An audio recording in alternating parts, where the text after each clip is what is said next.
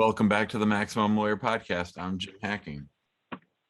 And I'm Tyson Mutrux. What's up, Jimmy? Oh, Tyson, I had a great weekend in New York. I got to hang out with our friend Jay Ruane not once but twice. We saw the Dave Matthews Band live in concert at the end of their tour at Madison Square Garden. It was an epic show.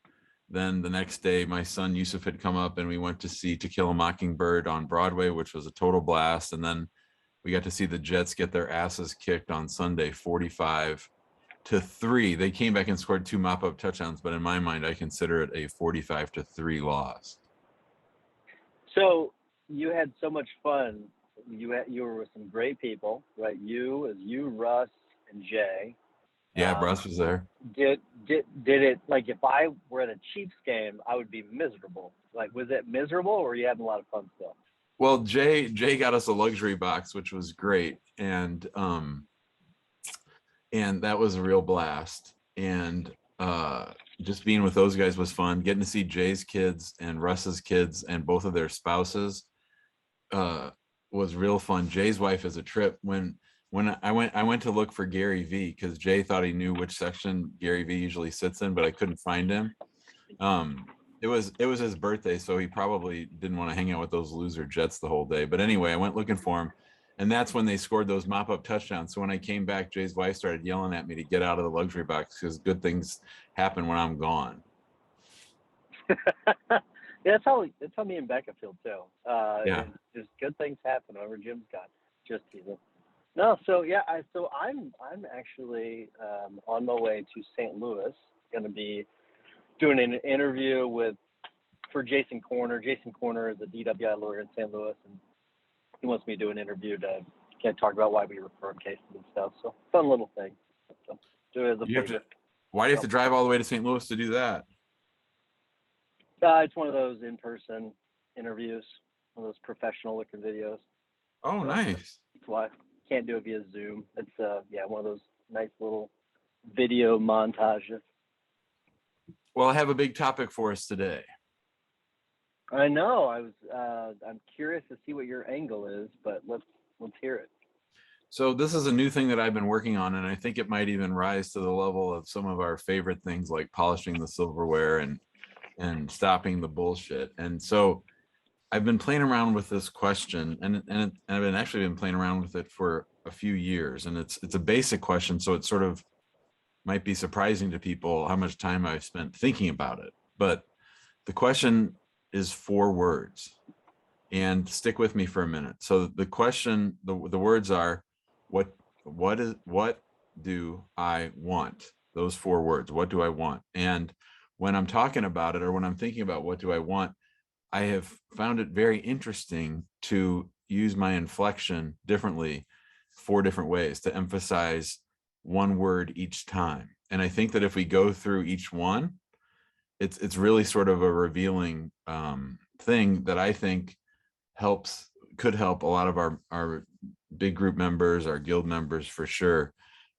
Because I think that a lot of people are afraid to ask what they want. And I think a lot of people feel guilty for wanting things. And I want us, and I think we have, to build a community where it's okay to figure out what you want. You know, some people want a small firm that runs really, really well.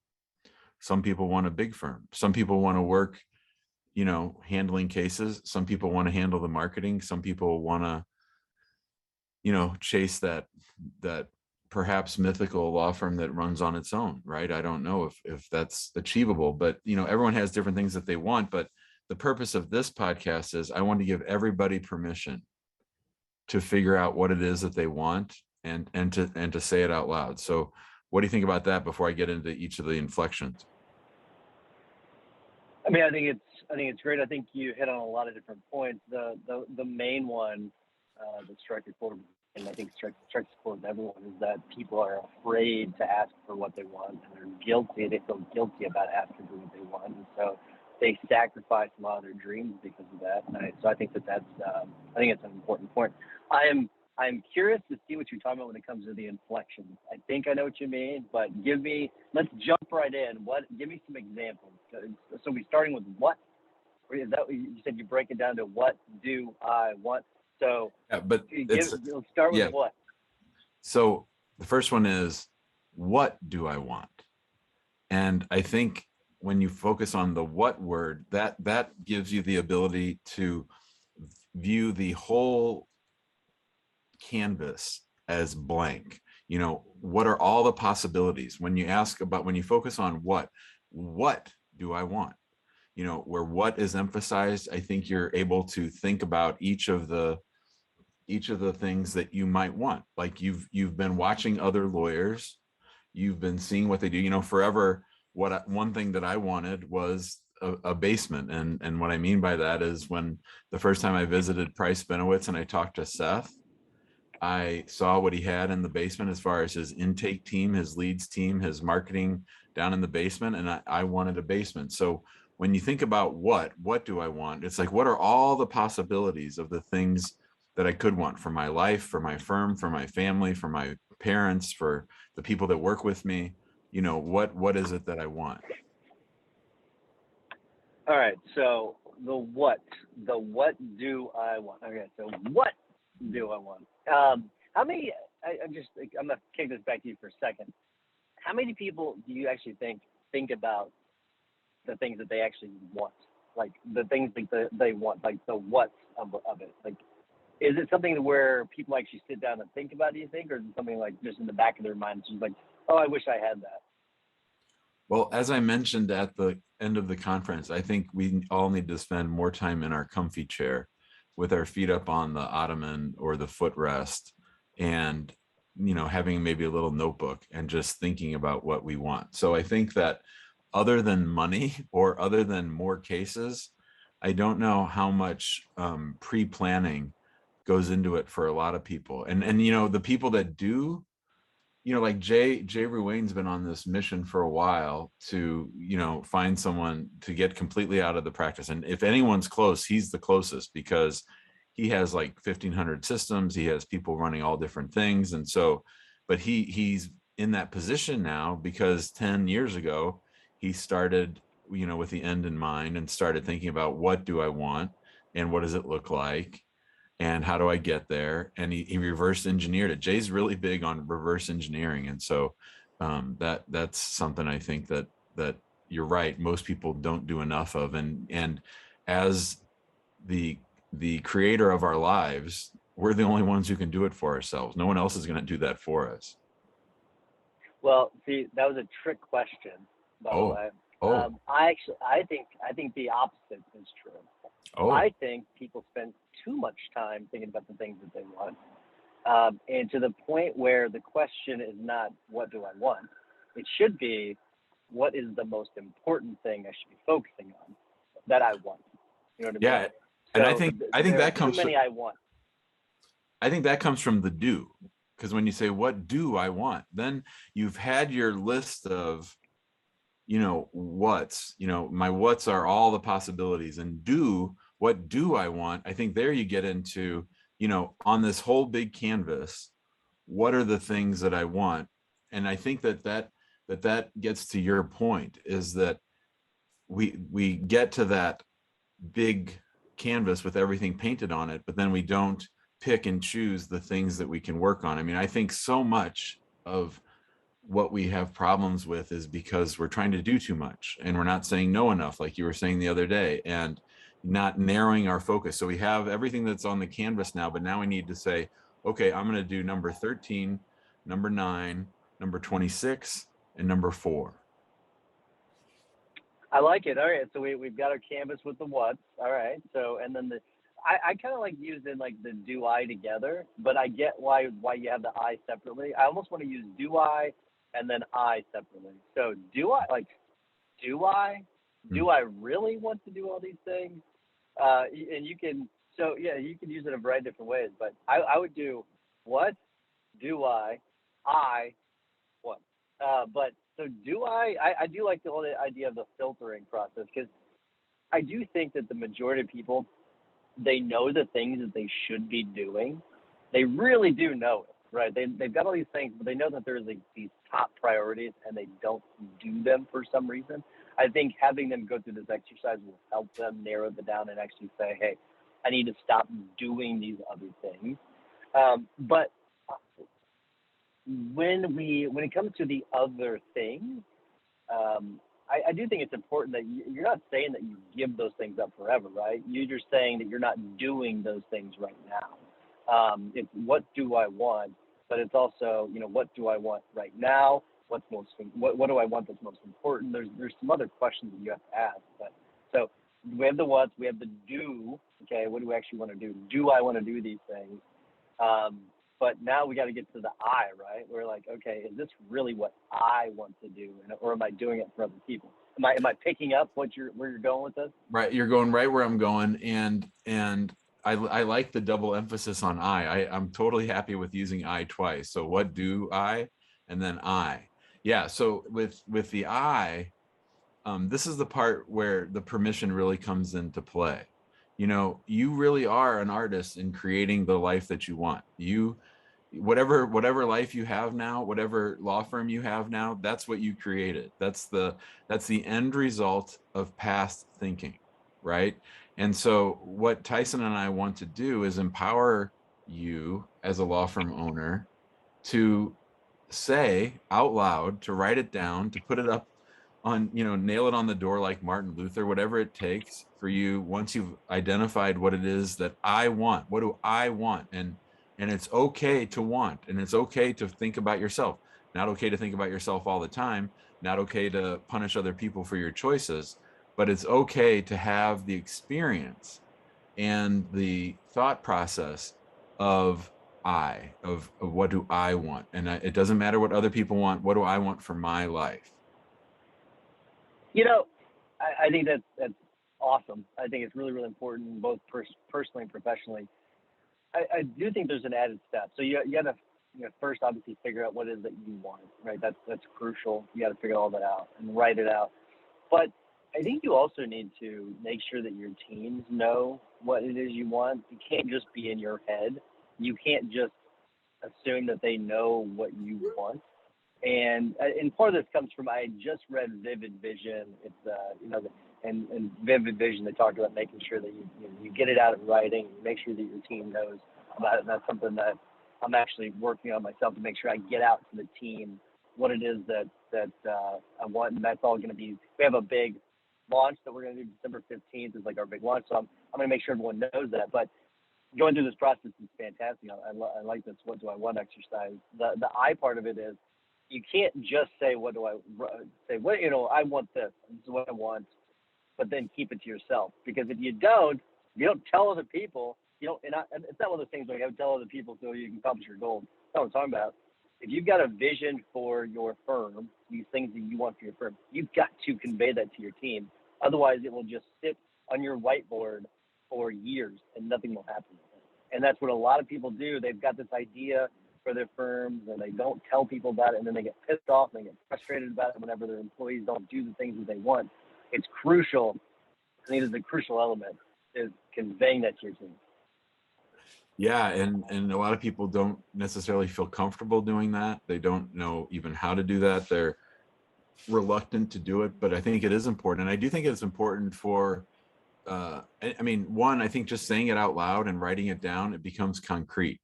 And you'd be really surprised if you figure out, if you sit down and figure out, all the changes that you've made.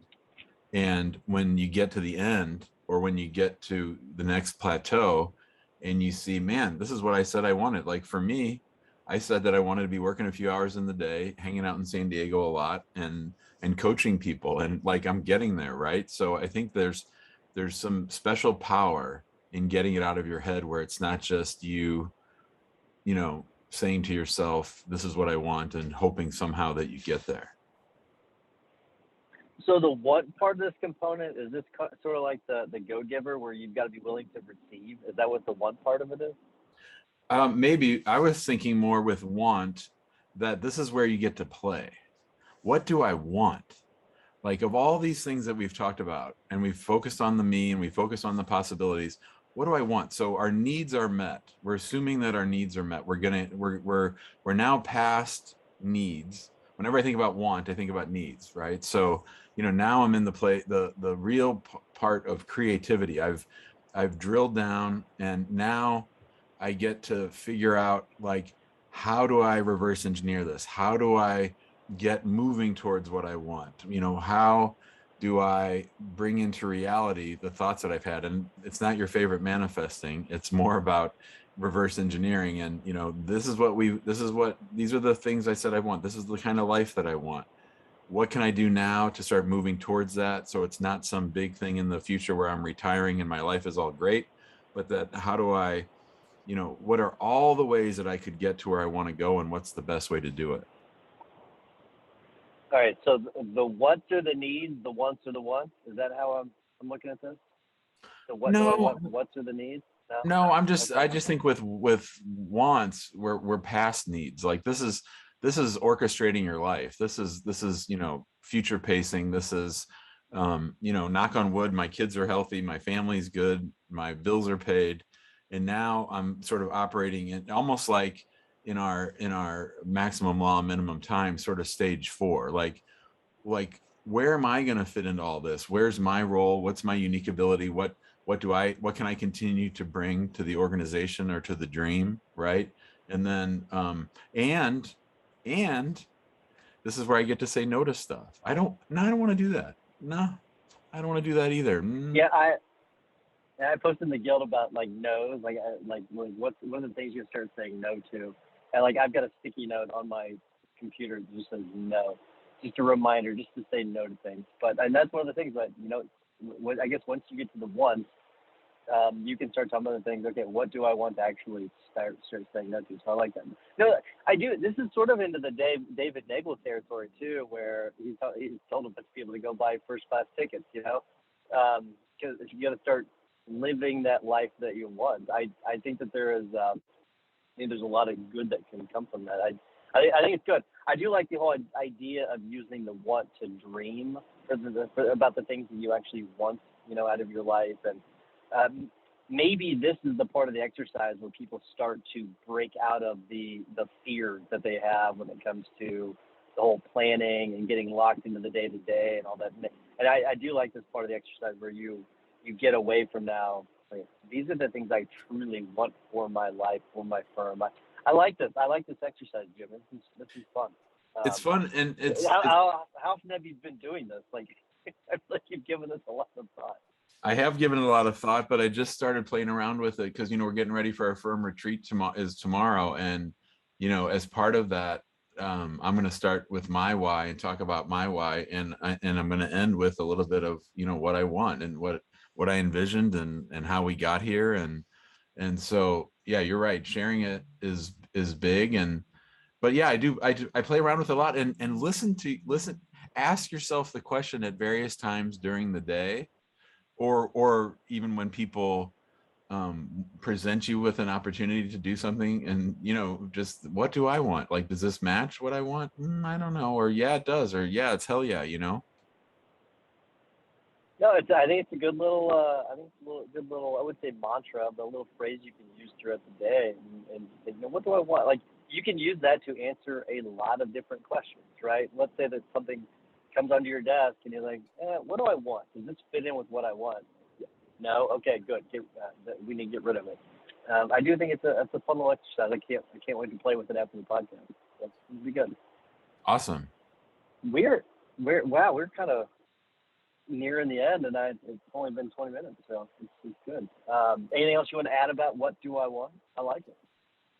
No, just I think a lot of you and I spend a lot of time talking to a lot of law firm owners, and there's a lot of talking about what I deserve, and I think that people sell themselves short on what they think they deserve. That I that's a word that I've struggled with a lot with my therapist, and a word that I generally don't like, is like, when people talk negatively to each other, I think it's either they say to themselves, I deserve something bad to happen to me, or I don't deserve something good to happen to me. And this rubric that we came up with just sort of throws that lie into the trash heap. And it's future pacing. It's it allows you to get past the urgency of the moment.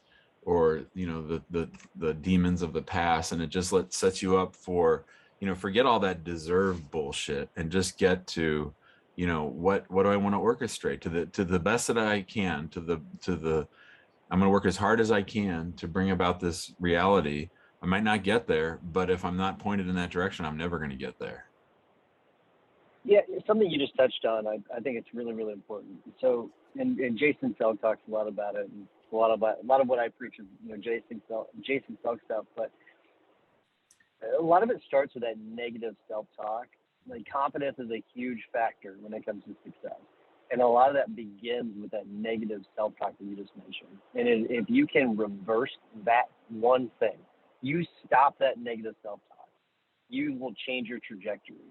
It is that simple, because you will just, whatever you think about expands. He talks about that too. So if you think about negative things, guess what? More negative things are going to come into your life. It's just how it is. If you focus more on positive things, and we'll use someone like you still there, Jim? Yeah, I'm here, buddy. Your screen went off. Okay, sorry. I got a call that came in. If you take an example of like a negative coworker, I think we've all had a negative coworker, and think about everything that centers around that negative coworker. Whenever they're complaining about things, when they're talking to other employees about negative things, and it just kind of spreads. Now reverse that. Let's change it. Let's say that is a positive coworker, a coworker that you love being around. I'll call it like the Mark Hammers of the world, right? Someone like Mark Hammer, you walk into the room with him and he instantly lights up your life, right? He's just a positive person. That is the power of positivity versus negativity. And so I do think that just focusing, I know that if you will just change that one little thing, focus on the positive part of your life, all this other stuff will begin to sort of smooth over. And Jason talked about how just changing the way your brain works, kind of like thinking like a lawyer, right? We learn about that whenever we go to law school, thinking like a lawyer. Think like a positive person. Think like a successful person, and things will change for you. So, all right, I'll get off my stump. We're ready to wrap things up. Anything else you want to add? Nope. All right, good. All right. Remind everyone to go to the Facebook group if you want to join us there. There are over 5,000 members, a lot of great activity every single day. There's, I don't know, maybe dozens of posts a day now. A lot of great information being shared. If you want a more high-level conversation, join us in the guild, maxlawguild.com. Remember to also get your tickets for MaxLawCon 2022. Go to maxlawcon2022.com. It will be in June of next year in St. Charles, Missouri. Jimmy, what's your hack of the week? So Jay and Brendan and I went out to dinner beforehand, and we went to this Brazilian steakhouse. And Jay said, "Jimmy, this is much better than any Brazilian steakhouse you've been to, because the people that run it are actually Brazilian, and they know how to do it right." So, but he said, "Watch this." So apparently there's these little sausages that Brendan really likes that they have at the place. Now, I know you're not eating meat, but this is like the worst place ever for you. But Jay said, "Watch this." And so the first guy that came over with Brendan's little sausages, Jay slipped him a $20 bill. And those guys did not leave us alone the rest of the night. Like they were dropping off meat left and right all day long. And like even when, I don't know if you've ever been, but you turn the card to green if you want meat and red if you want it off. Even when it was off, they were still stopping by to bring Brendan his sausages. So Jay told me about an article, which I've since read, called The $20 Millionaire. It's from Esquire. It's basically this guy tested how nice and comfortable he could make his life by handing out $20 bills. And it really works. Now, earlier that night, when I checked into the Westin, they said, "Oh, Mr. Hacking," because my son was coming to be with me, and we needed 2 separate beds. And, "Oh, Mr. Hacking, we have you in a king." I said, "Oh, that's not going to work." Oh, but when I first walked up to the counter, I had slipped her my credit card, my driver's license, and a $20 bill. I just handed it to her. So she said, "Oh, I don't know, Mr. Hacking, I don't know what we're going to do." And she said, "But hold on a second." So she went back to talk to the manager, and she said, "Mr. Hacking, would it be okay if we put you up in the presidential suite?" And I said, "Oh yes, for sure. That would be just fine." So the presidential suite it was. And then to thank her, I gave her another $20 bill. So you can get a whole lot of life lived in a very nice and comfortable way by making other people happy with $20 bills. I love that tip. I'm gonna start using that. It's easier for Jay Ruiz because he's got all that cash from criminal defense money. So it's I have to go pull some 20s out of the ATM. I like it. My tip of the week is I sort of teased it during this podcast, but what are the things that you're gonna start saying no to? There are a lot of just very successful people that they part of the reason why that they became successful is by saying no to things and things that if you really start to think. I started to think about my week, like the things that I can start to say no to free up my time, and it's quite drastic how much time I can free up by just saying no to little things. So if I start to say no to you, if you ask me for something, I'm sorry. But one of the things that you can say no to, it's a really simple thing, but I think it's a really effective piece. Jimbo, we have a double day, so I will talk to you in a couple hours. But as always, good talking to you and great topic. I love it. A lot of fun. Peace, brother. See you, man.